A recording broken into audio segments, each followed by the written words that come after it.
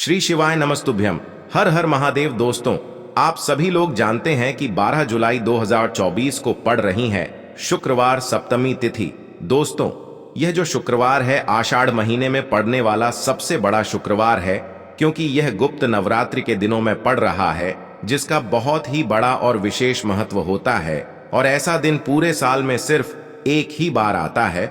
और दोस्तों, आप सभी लोग जानते हो कि शुक्रवार का अगर सबसे बड़ा कोई उपाय है तो वो एक चुटकी काले तिल वाला उपाय है। तो दोस्तों, इस शुक्रवार की सप्तमी तिथि के दिन आप लोगों को इस एक चुटकी काले तिल वाले उपाय को जरूर करना है। बहुत सारे लोग होंगे जिन लोगों ने इस उपाय को न किया हो, मतलब पूरा महीना निकल गया आषाढ़ महीने का, उन्होंने किसी भी दिन इस काले तिल वाले उपाय को न किया हो। पर दोस्तों, आपके पास एक आखिरी मौका बचा हुआ है, जो कि 12 जुलाई के दिन। तो इस दिन आप लोगों को इस वाले उपाय को जरूर कर लेना है। भले ही आपने पूरे महीने भर इस उपाय को न किया हो, पर अगर आपने इस आषाढ़ महीने के शुक्रवार सप्तमी के दिन अगर इस वाले उपाय को कर लिया, तो आपको इस उपाय को करने का वो फल मिलेगा जिसकी आपने कभी कल्पना भी नहीं करी होगी। इसीलिए आप लोग इस वाले उपाय को एक बार जरूर कर लेना, ताकि आप लोगों के हाथ से यह मौका न जा सके और आपको इस उपाय को करने का फल मिल सके। दोस्तों, यह उपाय पंडित जी ने अपनी अभी की ही शिव महापुराण की कथा में बताया है, जिस उपाय को आज हम आपको बहुत अच्छे से समझाने वाले हैं। इस वीडियो को देखने के बाद इस उपाय को समझने के लिए आपको कोई और वीडियो को देखने की जरूरत नहीं पड़ेगी। तो चलिए दोस्तों, उपाय को शुरू करते हैं। देखिए, यह इस आषाढ़ महीने के शुक्रवार गुप्त नवरात्रि के दिन यह इतना खास होता है, इतना महत्वपूर्ण होता है। देखा है कभी कभी बड़े बड़े पूजा पाठ अनुष्ठान से जो मनोकामना पूर्ण नहीं होते, वो आषाढ़ महीने के दिन एक छोटे से उपाय करने से ही आपकी मनोकामना पूर्ण हो जाती है। और बहुत सारे लोगों ने इस उपाय को किया भी है और उनको इस उपाय को करने का फल भी जरूर मिला है। अगर आप लोग भी इस उपाय को करना चाहते हैं, तो आप इस उपाय को पहले अच्छे से समझ लेना, सुन लेना, उसके बाद करना। आपको इस उपाय का फल जरूर मिलेगा। और इस उपाय को कर लेने से आपके घर में चाहे किसी भी प्रकार की दुख और समस्या क्यों ना चल रही हो, आपको उसका कारण भी नहीं पता है कि भाई यह समस्या किस कारण से चल रही है। उसका कुछ भी कारण हो सकता है, जैसे पितृदोष हो सकता है या किसी भी तरह का मंगल दोष भी हो सकता है। तो इस दिन आप लोगों को यह वाला उपाय कर लेना है। यह एक ऐसा उपाय है जिस उपाय को अगर किसी विशेष दिन पर किया जाए, तो भाई उस विशेष दिन का जो है वह तो हमें मिलता ही मिलता है, पर हमने उस दिन पर इस उपाय को किया है तो हमें उससे भी बड़ा फल मिलता है। और फल बहुत जल्दी मिलता है, क्योंकि आप इस उपाय को बहुत ही बड़े और विशेष दिन पर कर रहे हो। तो चलिए अब उपाय के बारे में बात करते हैं। लेकिन उससे पहले आप लोगों को यह जानना आवश्यक है कि आखिर यह उपाय किस समय करना है, किसको करना है और कैसे करना है।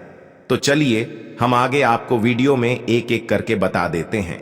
लेकिन उससे पहले अगर आप लोग हमारे चैनल पर नए हैं, तो हमारे चैनल को सब्सक्राइब कर लेना और इस वीडियो को लाइक करके कमेंट बॉक्स में श्री शिवाय नमस्तुभ्यम ओम नम शिवाय जरूर टाइप कर देना। तो दोस्तों, इस एक चुटकी काले तिल वाले उपाय को हमें इस शुक्रवार सप्तमी के दिन कैसे करना है, किसको करना है, किस समय करना है और कहां पर करना है, ये सारे सवालों के जवाब आपको इस वीडियो में मिल जाएंगे।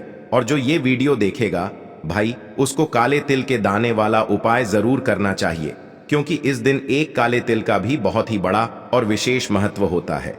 और जब बात आ जाए 11 काले तिल की, तो ये सोने पे सुहागा वाली बात हो जाती है और ये एक बहुत ही बड़ा उपाय हो जाता है इस शुक्रवार गुप्त नवरात्रि का। तो अब दोस्तों, इस एक चुटकी काले तिल वाले उपाय को आखिर करना किसको है, सबसे पहले हम लोग वो बात जान लेते हैं। तो देखो, घर की जो बड़ी माताएं बहनें होती हैं, उन माताओं बहनों में से कोई भी एक बड़ी माता बहन इस वाले उपाय को कर सकती है। और दोस्तों, अगर आप चाहें तो अपने घर में से सभी सदस्यों को भी इस उपाय को करवा सकते हैं। अगर किसी व्यक्ति की खुद की कोई मनोकामना है, खुद की कोई दुख और परेशानी है जो कि वह अपने लिए ही करना चाहता है इस वाले उपाय को, तो वह खुद अपने लिए भी कर सकता है।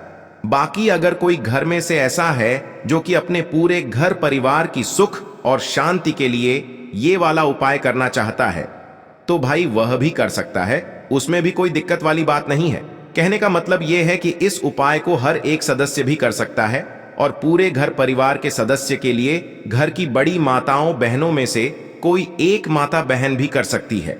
माताएं बहनें अगर घर में उपस्थित न हो या वो यह वाला उपाय न कर पा रही हो तो फिर घर का कोई बड़ा सदस्य भी इस हल्दी वाले उपाय को कर सकता है, चाहे फिर वह पुरुष ही क्यों न हो, उसमें कोई भी दिक्कत वाली बात नहीं है। अब दोस्तों, इस एक चुटकी काले तिल वाले उपाय को हमें करना कहां पर है? हमें तुलसी के क्यारे के पास में जाकर करना है। बहुत सारे लोग प्रश्न करते हैं, हर एक उपाय को करते समय क्या हम इस उपाय को घर पर या मंदिर में कर सकते हैं? देखो, तो इस वाले उपाय को आप घर ही करोगे तो अच्छा रहेगा। अगर घर पर तुलसी का पौधा नहीं है तो शिव मंदिर में उपाय को करोगे तो भी अच्छा होगा इस वाले उपाय को। उसके बाद में दोस्तों जो अगला प्रश्न निकल कर आता है वो यह आता है इस उपाय को लेकर कि आखिर इस उपाय को हमें किस समय करना है, सुबह के समय करना है कि शाम के समय करना है? तो देखो, इस वाले उपाय को आप लोग सुबह के समय भी कर सकते हो और शाम के समय प्रदोष काल में भी कर सकते हो। अब अगर आप पूछो कि भाई सबसे उत्तम समय कौन सा रहेगा इस एक चुटकी काले तिल वाले उपाय को करने का, तो हम आपसे बस यही कहेंगे कि इस उपाय को आप शाम के समय करेंगे तो ज्यादा बेहतर होगा। बाकी अगर सुबह के समय भी करेंगे तो भी अच्छा होगा, उसमें कोई भी दिक्कत वाली बात नहीं है।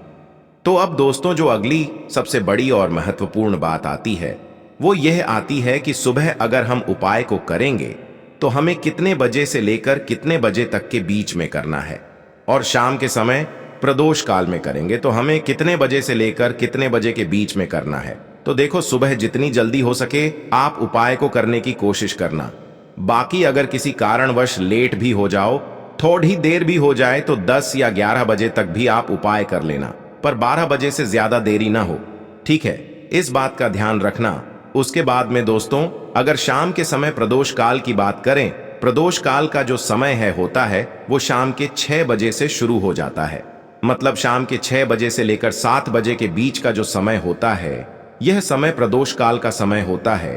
पर अभी जो मौसम चल रहा है इस मौसम में जो है शाम बहुत देरी से होती है, तो आप इस उपाय को 7 या 8 बजे के बीच में भी कर सकते हो। मतलब शाम के 6 बजे से रात 8 बजे के बीच में आप कभी भी इस वाले उपाय को कर सकते हो, उसमें कोई भी दिक्कत वाली बात नहीं है। परंतु शुक्रवार के दिन कोशिश करना कि समय के अंतर्गत ही कर लो।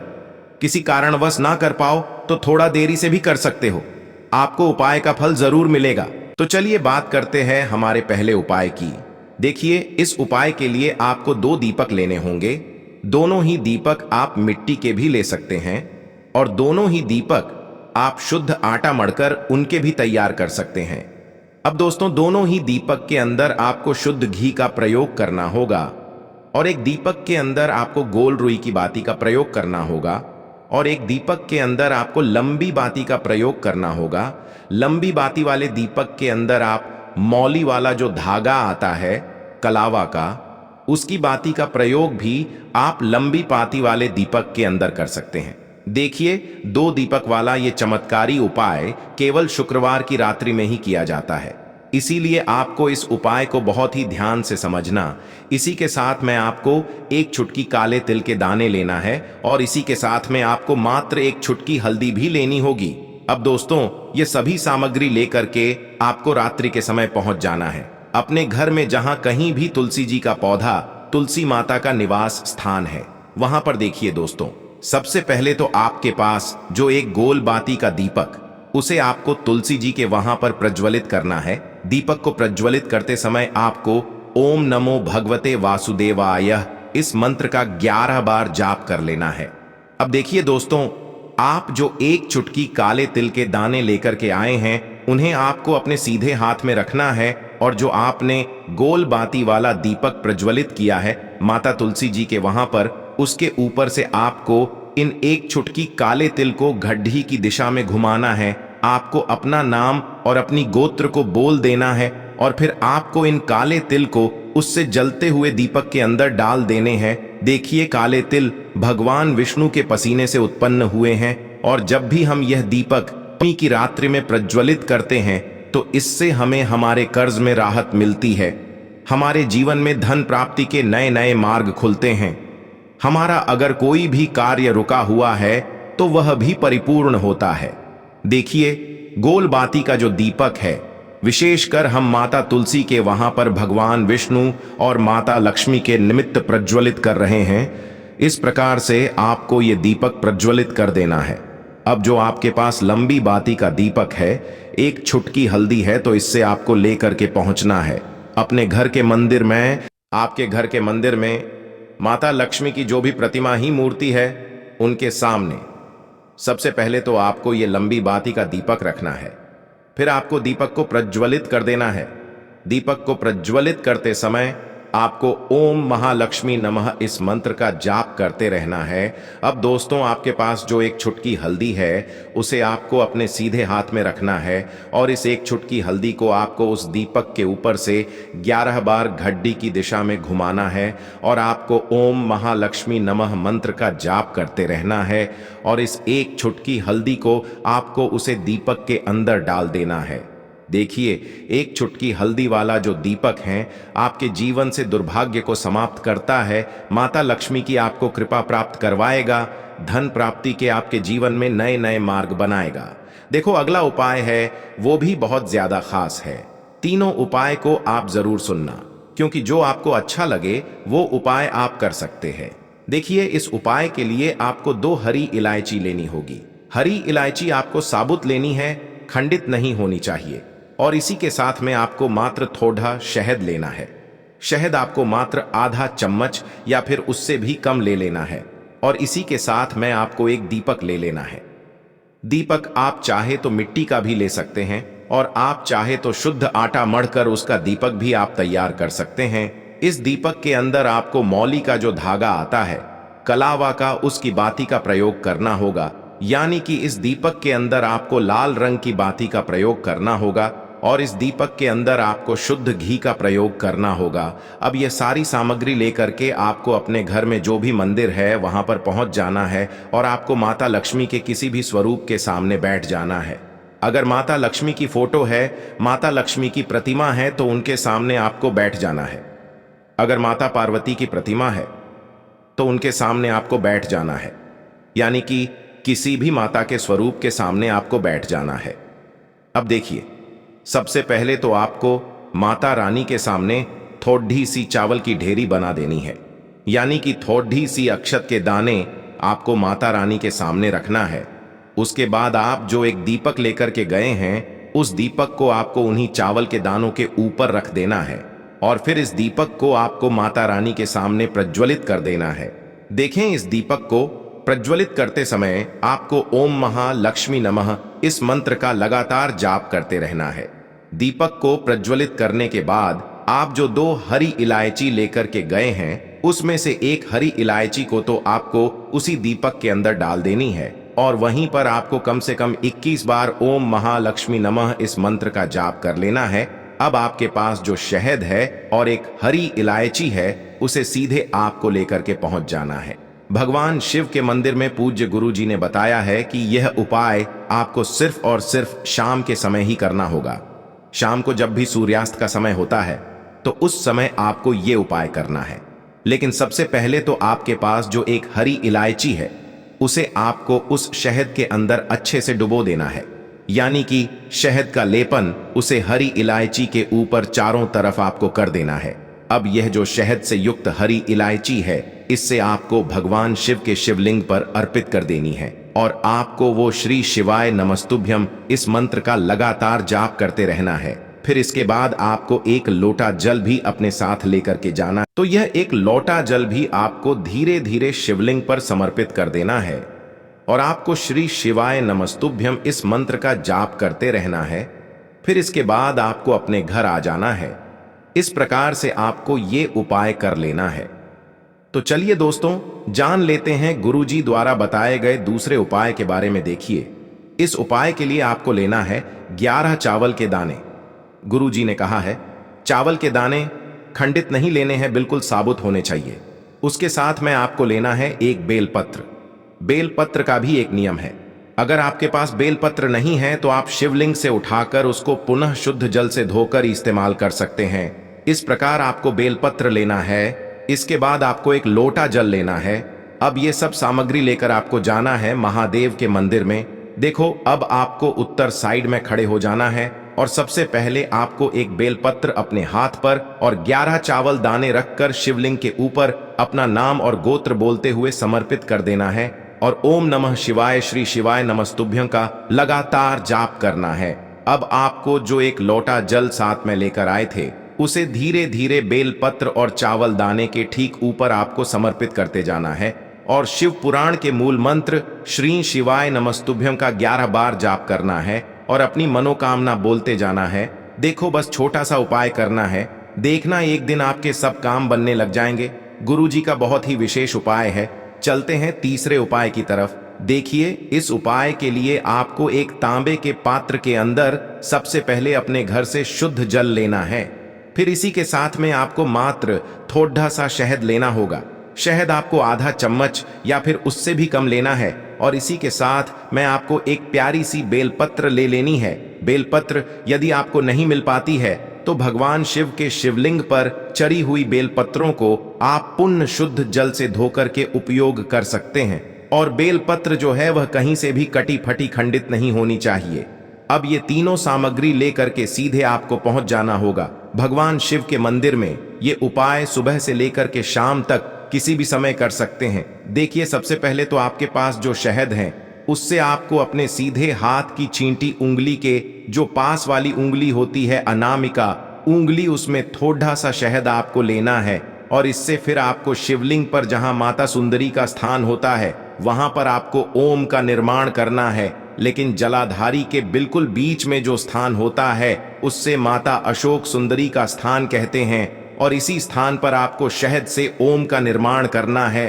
अब दोस्तों, आपके पास जो एक बेलपत्र है उससे आपको अपने सीधे हाथ की हथेली पर रखना है और महादेव से आपको अपनी वह विशेष मनोकामना, आपके जीवन में जो भी संकट चल रहे हैं, जो भी समस्याएं चल रही हैं, जो भी जीवन में दुर्भाग्य बना हुआ है, आप अपने किसी भी कार्य में सफल नहीं हो पा रहे हैं, तो जिस भी प्रकार की आपकी समस्या है उसे दूर करने के लिए आपको महादेव से प्रार्थना कर लेनी है और फिर यह जो एक बेलपत्र है इससे आपको शिवलिंग पर माता अशोक सुंदरी वाले स्थान पर समर्पित कर देनी है।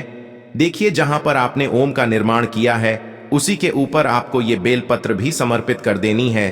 देखिए, बेलपत्र की चिकनी साइड का हिस्सा शिवलिंग से स्पर्श होगा और इसकी जो डंडी है वो आपको जलाधारी की ओर रखनी है। पत्ती वाला भाग शिवलिंग की तरफ रहेगा। इसी प्रकार से आपको यह बेलपत्र समर्पित कर देनी है। अब दोस्तों, आपके पास जो एक जल का पात्र है उसमें से थोड़ा सा जल तो आपको बेलपत्र की जो आगे वाली पत्ती है उस पर आपको समर्पित करना है और आपको श्री शिवाय नमस्तुभ्यं इस मंत्र का जाप कर लेना है। फिर उस पात्र के अंदर जो जल बचेगा उसे पूरा आपको भगवान शिव के शिवलिंग पर धीरे धीरे समर्पित करते जाना है और लगातार आपको शिव महापुराण के मूल मंत्र श्री शिवाय नमस्तुभ्यं इस मंत्र का जाप करते रहना है।